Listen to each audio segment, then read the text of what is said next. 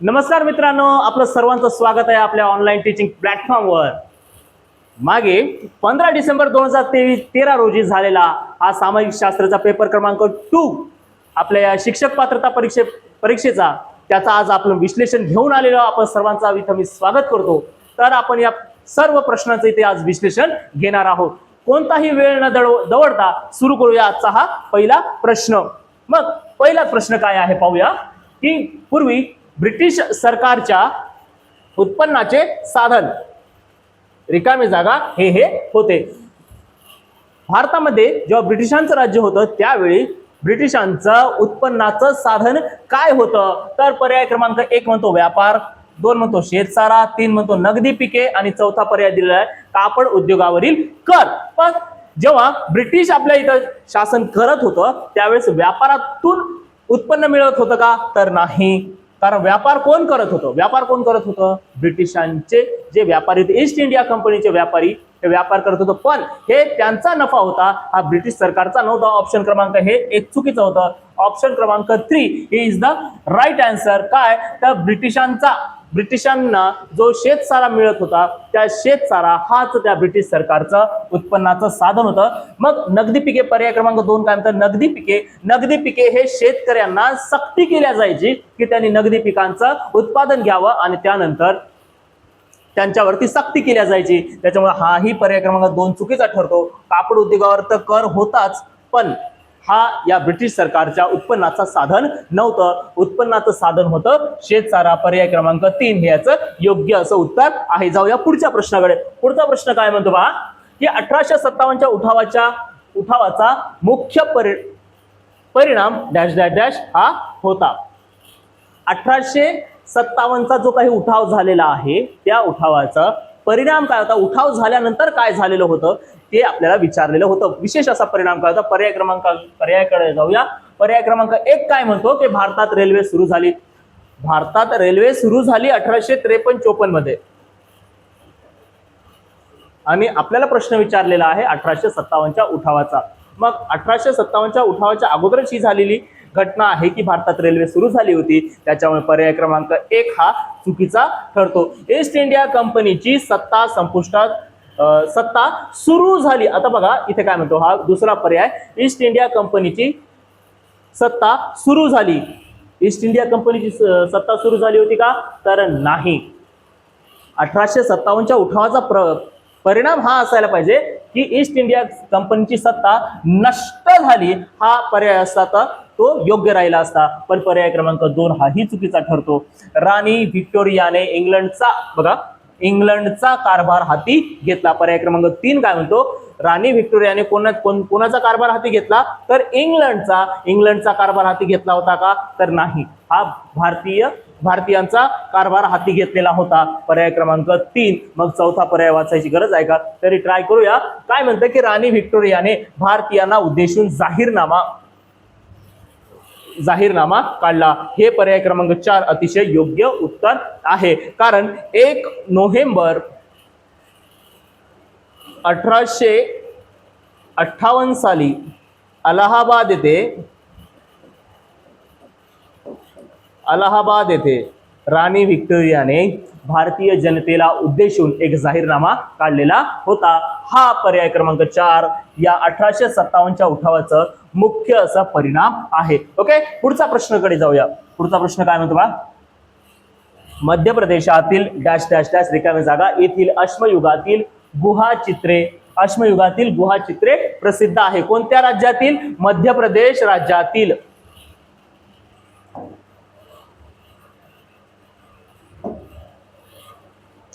मध्य प्रदेश राज्यातील गुहाचित्रे। आपल्याला जे पर्याय दिलेले आहे तर आपण ते पर्याय पाहूया। अजिंठा हे महाराष्ट्रातील आहे।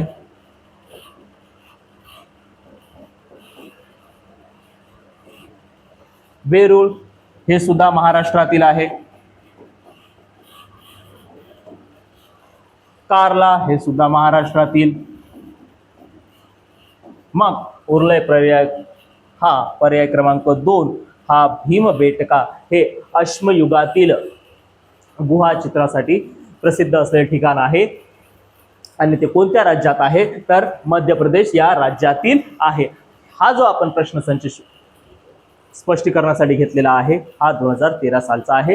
हे एवढा जुना प्रश्नसंच घेण्यामागचं कारणही हे आहे की अनेकदा वारंवार बरेचसे प्रश्न हे रिपीट होत असतात, रिपीट होत राहतात. मग रिपीट होणारे जे काही प्रश्न आहेत ते आपल्या हातून जाता कामा नये यासाठीच हा होऊ घातलेल्या शिक्षक पात्रता परीक्षेसाठी प्रश्नसंच आपल्यासमोर घेतलेला आहे. हा जेवढे काही प्रश्न होते त्याच्यातील काही भाग 1 मध्ये हा प्रश्नसंच घेतलेला आहे. जाऊया पुढच्या प्रश्नाकडे. या प्रश्नाचं आपल्याला उत्तर मिळालेलं आहे. पुढचा प्रश्न काय म्हणतो बघा, की पुढील पैकी कोणते नेते प्रार्थना समाजाचे नेते नव्हते. तर जाऊया पर्यायाकडे. आत्माराम पांडुरंग तळखरकर ही यांनीच प्रार्थना समाजाची स्थापना केलेली होती. 1867 साली मुंबई येथे या प्रार्थना समाजाची स्थापना केलेली होती. मग हे या प्रार्थना समाजाचे नेते होते का, तर हो, हे प्रार्थना समाजाचे नेते होते. मग पहा, रा.गो. भांडारकर हे सुद्धा प्रार्थना समाजाचे नेते होते. बट गोपाळ गणेश आगरकर हे प्रार्थना समाजाचे नेते नव्हते. आपल्याला प्रश्न तोच विचारलेला आहे की कोण नेते नव्हते, तर कोण नव्हतं. पर्याय क्रमांक 3 हे याचं योग्य उत्तर आहे, गोग आगरकर. जाऊया, आपल्याला आपल्या प्रश्नाचं योग्य असं उत्तर मिळालं. आपण जाऊया आता पुढच्या प्रश्नाकडे. पुढचा प्रश्न काय म्हणते पाहूया. 1757च्या प्लासीच्या लढाईचे प्रमुख वैशिष्ट्य कोणते. जेव्हा जेव्हा असा प्रश्न येतो की या लढाईचे वैशिष्ट्य काय, त्या लढाईचे परिणाम काय, तर वैशिष्ट्य परिणाम असं जेव्हा म्हणतो, एक तर ते लढाई चालू असेल किंवा झालेली असेल, नंतर काय झालंय त्या लढाईचं विशेषता काय आहे. परिणाम जर विचारले तर त्याचे काय पडसाद उमटले हे विचारले सर. कारण जर विचारलं तर ती लढाई होण्यामागचं जे काही कारण असेल ते सांगायचं आहे. आपल्याला विचारलेलं आहे वैशिष्ट्य. मग काय म्हणते, चारही पर्यायाकडे जाऊया. काय म्हणते पहा, की इंग्रजांनी व्यापारी सवलतीचा गैरवापर सुरू केला. इंग्रजांनी ईस्ट इंडिया कंपनीचे जे काही हस्तक होते त्यांनी या व्यापारी सवलतीचा गैरफायदा घ्यायला सुरुवात केलेली होती. बट आपण चारही पर्यायाकडे जाऊ की योग्य पर्याय कोणता आहे ते शोधायचं आहे आपल्याला. सिराज उद्दौला व इंग्रज यांच्या संघर्ष सुरू झाला, हे या प्लासीच्या लढाईचं कारण होतं का, वैशिष्ट्य होतं का, पाहूया, चेक करूया. वैशिष्ट्य काय होतं की 1757 साली जे काही सिराज उद्दौला बंगालचा नवाब सिराज उद्दौला आणि इंग्रज यांच्यामध्ये जे काही युद्ध झालेलं होतं, त्या युद्धामध्ये असं वैशिष्ट्यपूर्ण घटना काय घडली होती, तर शस्त्राचा फार वापर न करता इंग्रजांनी फंद फितुरीने लढाई जिंकलेली होती. हे या लढाईचं असं वैशिष्ट्य होतं. काय, कारण सिराज उद्दौलाचा जो सेनापती होता मीर जाफर ह्याला इंग्रजांनी आपल्या बाजूला वळवून घेतलेलं होतं आणि एक फितुरीच केल्यासारखी ती घटना होती, ज्यामुळं मीर जाफर या नवाबाचा सेनापती या लढाईतून माघार घेतो, ऐन वेळेवर माघार घेतो, ज्याच्यामुळं विशेष असा शस्त्राचा वापर न करताही इंग्रज जे काही फितुरी करतात त्यामुळं हे प्लासीची लढाई इंग्रजांच्या बाजूने जिंकल्या जाते. हेच या 1757 सालच्या प्लासीच्या लढाईची वैशिष्ट्य आहे. मग आपल्याला जे विचारलेलं आहे ते पर्याय क्रमांक 3 हे याचं योग्य असं उत्तर आहे. ठीक आहे, जाऊया पुढच्या प्रश्नाकडे. पुढचा प्रश्न, कोकणात इंग्रजाविरुद्ध कोणी उठाव केला. कोणत्या प्रदेशात, कोकण प्रदेशामध्ये. आपल्याला माहिती आहे सावंतवाडी ते जो कोकणचा जो प्रदेश आहे त्यामध्ये फोंड सावंत यांनी या इंग्रजाविरुद्ध लढा दिलेला होता. मग त्या गडकरी जो इंग्रजांविरुद्ध गडकरी जे लोक होते त्यांनी इंग्रजाविरुद्ध लढा दिलेला होता, तो कोल्हापूर साईडला दिलेला होता. कोल्हापूर प्रदेश, त्यालाच आपण दक्षिण कोकण असंही म्हणू. रामोशी, पश्चिम महाराष्ट्र या एरियामध्ये इंग्रजांविरुद्ध या लोकांनी लढा दिलेला होता. आपल्याला जो प्रश्न विचारलेला आहे की कोकणाच्या प्रदेशामध्ये इंग्रजाविरुद्ध कोणी लढा दिला होता, तर पर्याय क्रमांक 1 कोंड सावंत यांनी इंग्रजाविरुद्ध लढा दिलेला होता. चला पुढचा प्रश्न. अमेरिकेतील वसाहती व इंग्लंड यांच्यामधील तणाव वाढण्याचे महत्वाचे कारण कोणते होते? अमेरिकेमध्ये ज्या पद्धतीनं इंग्रजांचं राज्य चालू होतं, त्या अमेरिकेतल्या त्या 13 वसाहती होत्या. किती वसाहती होत्या? 13. यांच्यामध्ये या 13 वसाहती आणि इंग्रज यांच्यामध्ये जे काय तणाव वाढलेला होता, या मागचं कारण काय होतं, तर ब्रिटिशांचं राज्य त्या अमेरिकेवर सुद्धा होतं, अमेरिकेच्या त्या 13 वसाहतीवर सुद्धा होतं. त्या ठिकाणी त्या इंग्रजांच्या सैन्याकडून अमेरिकन नागरिकांचे सर्व हक्क डावलले जात गेले. त्यांचं वैयक्तिक स्वातंत्र्य सुद्धा डावललं गेलेलं होतं.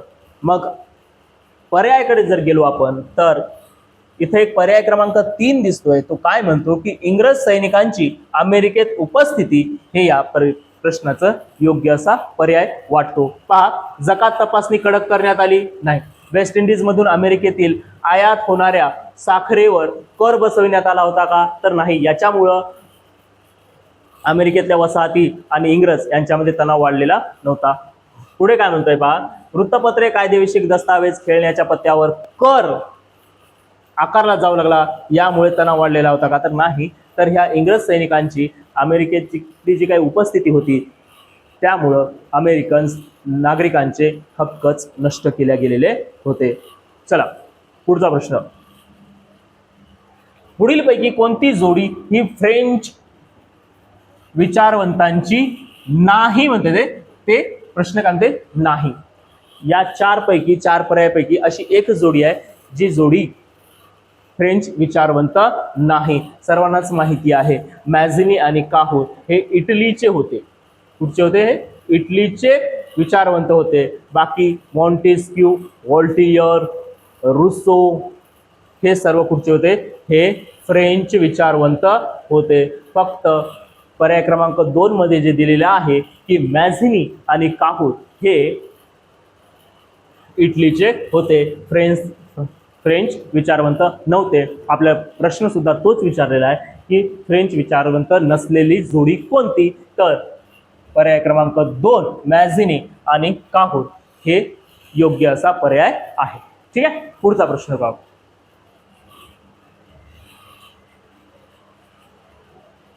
दक्षिण आफ्रिका किंवा आफ्रिका खंडाविषयी हा प्रश्न आहे. आफ्रिका खंडाविषयी हा प्रश्न आहे.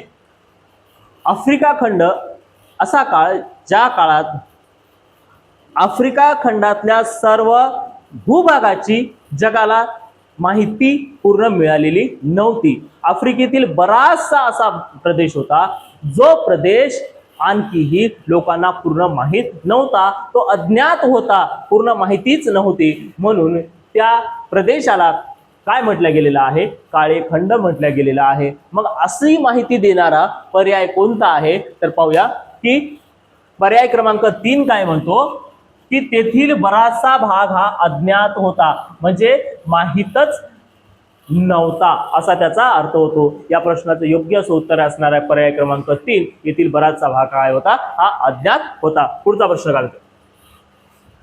2 महायुद्धाच्या दरम्यान डॅश डॅश डॅश वर्षाचा कालावधी होता. जे जागतिक 2 महायुद्ध झालेले आहे, या 2 महायुद्धामध्ये किती वर्षाचा कालावधी होता? सर्वांना माहिती आहे, पहिलं महायुद्ध झालं होतं 1914 ते 1918. दुसरं महायुद्ध सुरू झालं 1939 ते 1945. पहिल्या महायुद्धाची शेवट हा झालाय 1918 ला आणि दुसऱ्या महायुद्धाची सुरुवात ही झाली 1939 ला. या दोघांमधला फरक जर काढला तर नियर अबाउट -21 किंवा 21 वर्ष एवढा सापडतो. आपल्याला हेच ते विचारलेलं आहे की कालावधी, टाइम किती होता, किती वेळाचा अंतर होतं दोन महायुद्धामध्ये, पहिल्या महायुद्धाचा शेवट आणि दुसऱ्या महायुद्धाची सुरुवात, असं जर कॅल्क्युलेशन काढलं तर आपल्याला आन्सर मिळते 21 वर्ष. मग ही 21 वर्ष पर्यायामध्ये आहे का? तर पर्यायामध्ये जर पाहायला जर गेलो तर पर्याय क्रमांक 1 म्हणतो 20, दुसरा म्हणतो 25, तिसरा म्हणतो 15, चौथा म्हणतो 10. तर आपल्याला पाहिजे होतं 21. 21 तर नाही आहे, पण पर्याय क्रमांक 1 मध्ये 20 दिलेला आहे. याचा अर्थ हे पर्याय क्रमांक 1 20 वर्ष हे याचं योग्य असं उत्तर आहे. मित्रांनो, जी काही आता टीईटीची एक्झाम होणार आहे, अशा या एक्झाम मध्ये बरेचसे प्रश्न हे रिपीट होत असतात. त्यामुळं मागील प्रश्नपत्रिकांचा आपण चाळणी केलीच पाहिजे, म्हणजे आपल्याला येणारी परीक्षा अगदी सोपी जाईल. बरेचसे प्रश्न जे रिपीट होतात ते आपल्याच्याने चुकता कामा नये. ठीक आहे, पुढचा प्रश्नाकडे जाऊया. डॅश डॅश डॅश याला मिसाईल मॅन म्हणून ओळखले जाते. सर्व जगाला, भारताला माहिती आहे, भारतात आपल्या इथं मिसाईल मॅन कोणाला म्हटलं जातं. अशा प्रश्नासाठी पर्यायाची सुद्धा गरज पडत नाही. मग सर्वांनाच माहित आहे, डॉक्टर APJ अब्दुल कलाम यांना मिसाईल मॅन असं म्हटलं जातं. एक किताब आत्ताच दिलेला आहे, काय तर missile woman of the India हा किताब नुकताच एका वुमनला दिलेला आहे. ती कोणती वुमन आहे जिला missile woman of the India हा किताब दिलेला आहे, ते नक्कीच या कमेंट बॉक्समध्ये कमेंट करून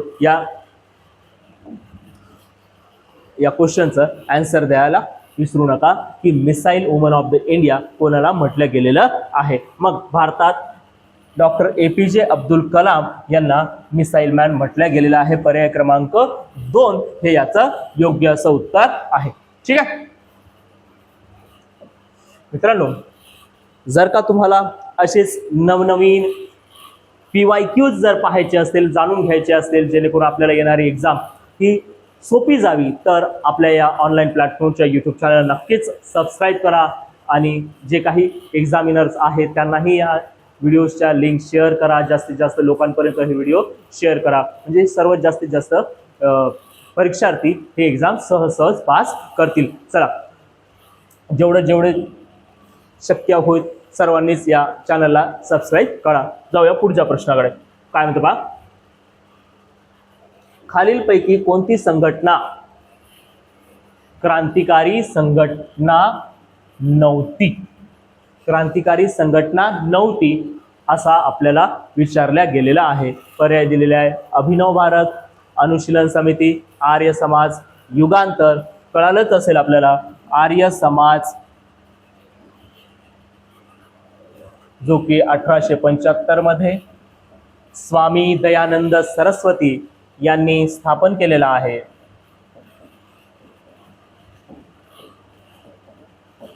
स्वामी दयानंद सरस्वती यांनी या आर्य समाजाची स्थापना केलेली होती. हा काही क्रांतिकारी संघटना असलेला भाग नव्हता. मग आपल्याला प्रश्न विचारलेला, क्रांतिकारी संघटना नव्हती तर आर्य समाज हे याचं योग्य असं उत्तर आहे. कधी स्थापना झाली होती? 1875 मध्ये याची स्थापना झालेली होती. मग अभिनव भारत, सावरकर बंधू,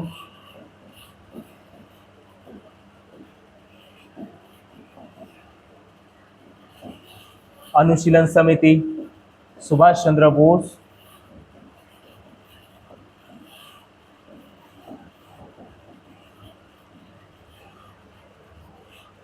आणि अरविंद घोष,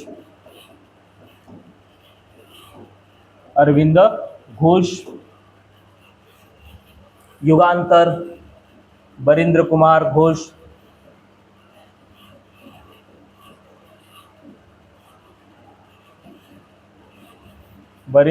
घोष, आणि भूपेंद्रनाथ दत्त,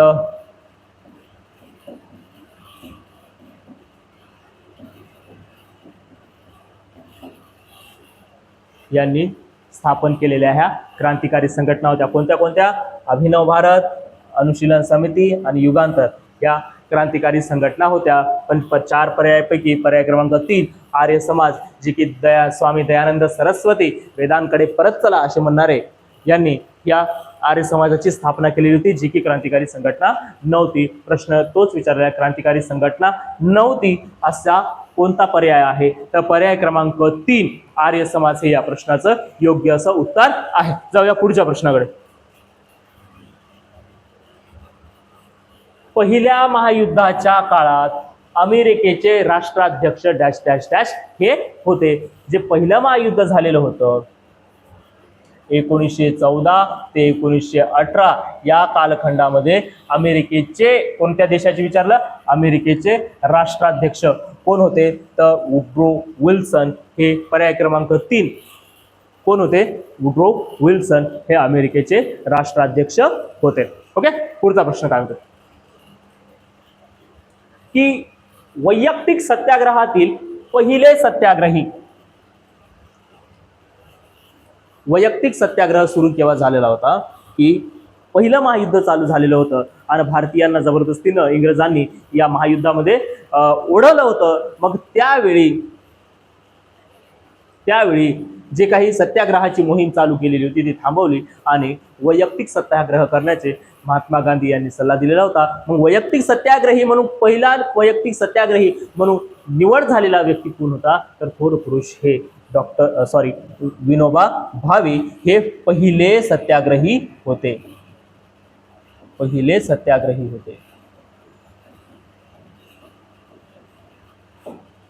पुन्हा कधी जर असं विचारलं की पहिले सत्याग्रही विनोबा भावे होते तर दुसरे सत्याग्रही कोण होते? तर पंडित जवाहरलाल नेहरू. दुसरे सत्याग्रही कोण होते असं जर विचारलं तर पंडित जवाहरलाल नेहरू हे दुसरे सत्याग्रही होते. 1940 मध्ये ही वैयक्तिक सत्याग्रहाची मोहीम चळवळ सुरू झालेली होती. मग पहिले सत्याग्रही कोण होते? तर विनोबा भावे. आपल्याला तेच विचारलेलं, पहिले सत्याग्रही कोण होते?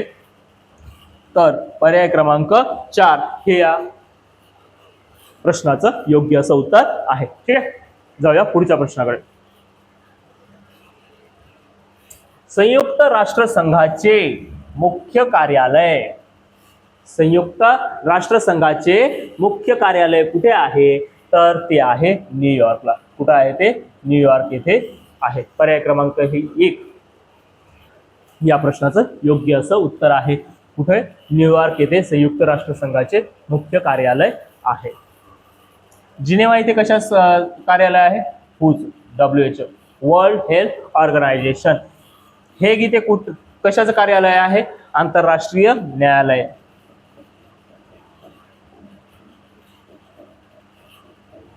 आंतरराष्ट्रीय न्यायालय.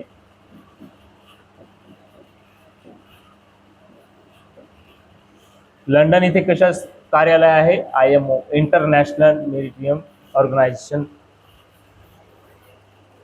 आपल्याला विचारले आहे संयुक्त राष्ट्रसंघाचं मुख्य कार्यालय कुठे आहे? तर पर्याय क्रमांक 1 या प्रश्नाचं योग्य असं उत्तर आहे. ओके, पुढचा प्रश्न. संयुक्त राष्ट्राच्या सुरक्षा समितीत स्थायी सदस्य असतात. किती सदस्य असतात? किती सदस्य असतात असं त्यांनी विचारलेलं आहे. आपल्याला माहिती आहे 5 सदस्य असतात. पर्याय क्रमांक 3 हे याचं योग्य असं उत्तर आहे. किती सदस्य असतात? 5. कोणकोणते असतात? अमेरिका,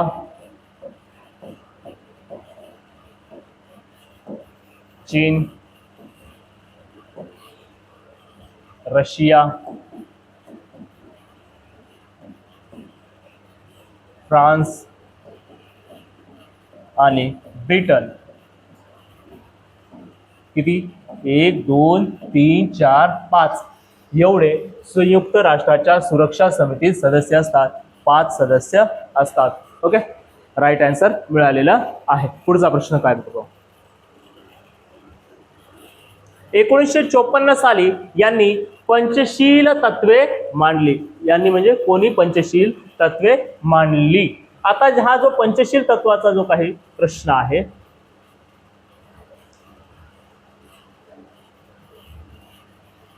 जेव्हा भारत आणि चीन या दोन देशाच्या मैत्रीपूर्ण संबंधासाठी हा करार करण्यात आलेला होता, तत्वे मांडलेली होती, त्यावेळेस पंडित जवाहरलाल नेहरू हे भारताचे पंतप्रधान होते आणि त्यांच्या कार्यकालात भारत चीन संबंधासाठी ही पंचशील तत्वे मांडलेली होती. पर्याय क्रमांक 2 या प्रश्नाचं योग्य असं उत्तर आहे. ठीक आहे, पुढचा प्रश्न काय म्हणते पहा. परकीय वर्चस्वापासून मुक्त आणि अंतर्गत कारभाराबाबत, त्या देशाच्या स्वतःच्या कारभाराबाबत तो देश पूर्ण स्वतंत्र अशा स्वतंत्रपणे कारभार करणाऱ्या देशांना काय म्हटले जाते, असं त्यांना म्हणायचं आहे की असा एक देश ज्याच्यावर कोणतेही परकीय दुसऱ्या देशाचं वर्चस्व नाही आणि स्वतःचा कारभार करण्यासाठी, स्वतःचा त्या देशाचा कारभार करण्यासाठी ते पूर्णपणे स्वतंत्र आहे, अशी एक संकल्पना आहे. त्याला काय म्हटलं गेलेलं आहे, तर त्याला सार्वभौम असं म्हटलं जाते. तो देश कसा आहे, सार्वभौम आहे असं म्हटलं जातं. मग हे काय म्हणते, स्वावलंबी, स्वतःवर अवलंबून असलेला, विकसित, विकसनशील असं काही म्हटलं जात नाही. हे जे दोन कन्सेप्ट आहे, विकसनशील आणि विकसित, हे आर्थिक विकासाशी संबंधित आहे. ओके, मग आपल्याला जे विचारले गेलेलं ती जी संकल्पना आहे, ती संकल्पना काय सांगते, तर तो देश कसा आहे, तर तो सार्वभौम आहे. पुढचा प्रश्न काय होता, उपराष्ट्रपती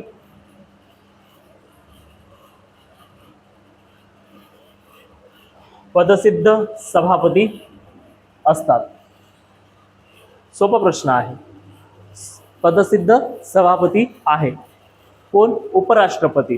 आपल्याला माहिती आहे कलम 63 काय म्हणते की भारताचा एक उपराष्ट्रपती असेल, आणि कलम 64 काय म्हणते की ते उपराष्ट्रपती हे जे असतील ते राज्यसभेचे सभापती असणार आहे. मग आपल्याला जे पर्याय दिलेले आहे, काय सभापती असतील कशाचे, तर ते राज्यसभेचे असणार आहे.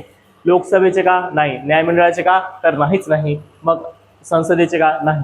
याचं योग्य असं उत्तर आहे की उपराष्ट्रपती हे राज्यसभेचे सभापती असतात. यासाठी आपल्याला लक्षात ठेवायचे आहे कलम 63 आणि 64.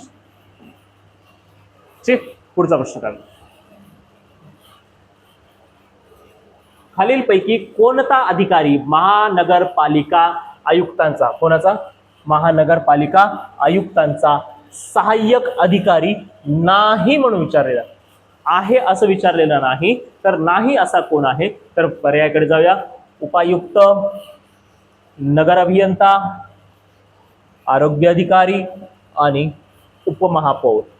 4 पर्यायाकडे व्यवस्थित जर आपण लक्ष दिलं तर आपल्याला एक गोष्ट लक्षात आली की महापौर, उपमहापौर हे जनतेतून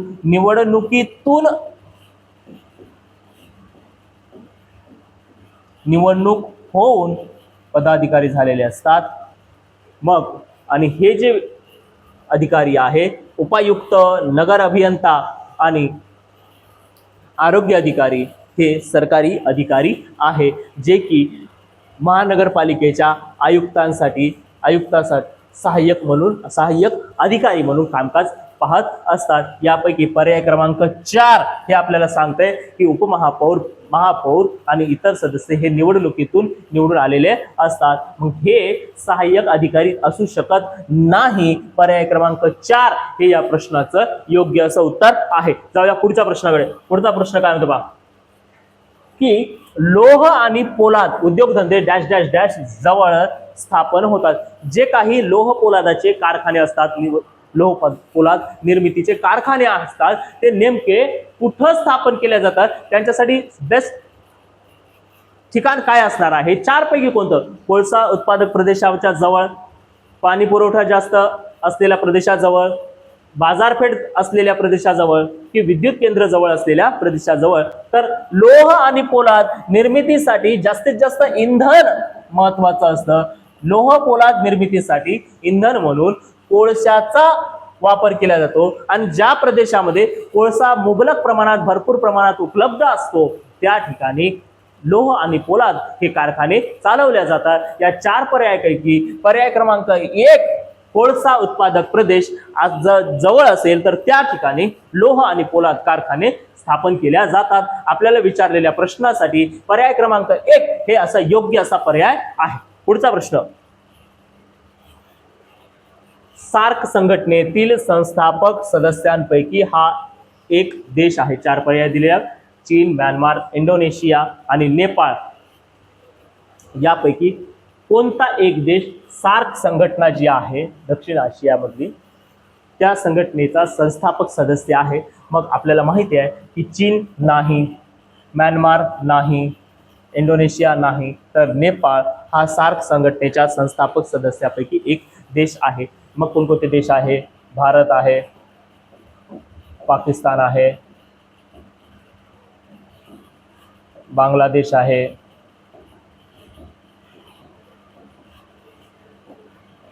श्रीलंका आहे, भूतान आहे,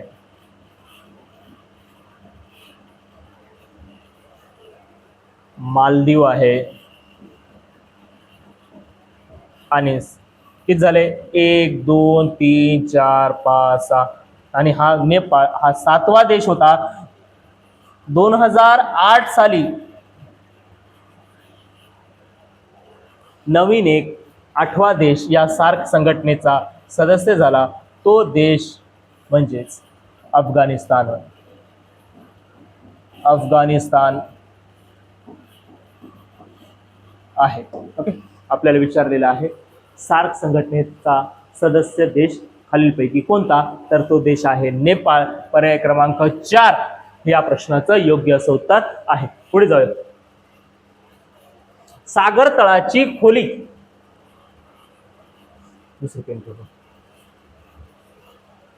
समुद्राची खोली मोजण्याचं परिणाम कोणते? एकक कोणते? समुद्राची खोली मोजण्यासाठी फॅदम हे परिमाण एकक वापरल्या जाते. मीटर लांबी उंची मोजण्यासाठी फूट सुद्धा ही लांबी उंची. रिश्टर हे भूकंपाची तीव्रता मोजण्याचं एकक आहे. हेही चुकीचं आहे, हेही चुकीचं आहे, हे सुद्धा चुकीचं आहे. फॅदम या परिमाणात एककामध्ये सागर तळाची समुद्राची खोली मोजल्या जाते. पर्याय क्रमांक 3 या प्रश्नाचं असं योग्य असं उत्तर आहे. क्लिअर आहे? जाऊया पुढच्या प्रश्नाकडे. भारतीय पठारावरील जे काही भारताचं पठार आहे, भारतीय पठारावरील पश्चिम वाहिनी ही पूर्व ही पश्चिम, पश्चिम वाहिनी नदी आहे कोणती? नर्मदा, साबरमती, कृष्णा, कावेरी. सर्वांना माहिती आहे कृष्णा, कावेरी. मग नर्मदा अशी एक नदी आहे की पठारावरून उत्तर महाराष्ट्राच्या उत्तर सीमेवरून इकडे पश्चिम दिशेला वाहत जाते. आपल्याला हाच प्रश्न विचारलेला आहे. पश्चिम दिशेकडे वाहणारी पठारावरील नदी कोणती आहे? तर ती आहे नर्मदा. तापी या नद्या पश्चिम दिशेला वाहत असतात. कुठून? पठारावरून. साबरमती का? तर नाही, ती पठाराच्या वरून वाहत असते. सो आपल्याला विचारलेला प्रश्न जो आहे की पठारावरील पश्चिम वाहिनी नदी कोणती आहे? तर ती नदी कोणती आहे? नर्मदा. पर्याय क्रमांक 1 या प्रश्नाचं योग्य असं उत्तर आहे. पुढचा प्रश्न, कोलेरू हे गोड्या पाण्याचे सरोवर कोणत्या राज्यात आहे? राज्य विचारलेलं आहे. 4 राज्याची नावं दिलेली आहे. या 4 पैकी कोणत्या राज्यामध्ये कोलेरू हे जे गोड्या पाण्याचं सरोवर आहे ते विचारलेलं आहे? आपल्याला माहिती आहे हे कोलेरू आंध्र प्रदेश या राज्यामध्ये आहे आणि त्यातल्या त्यात ते गोड्या पाण्याचे सरोवर आहे. जसं की ओडिशामध्ये चिल्का आहे, हे खारट आहे, गोड्या नाही. केरळ म्हणजे वेमनाड आहे. उदाहरणार्थ तामिळनाडूमध्ये पुलिकत आहे, हे सर्व खारट आहेत.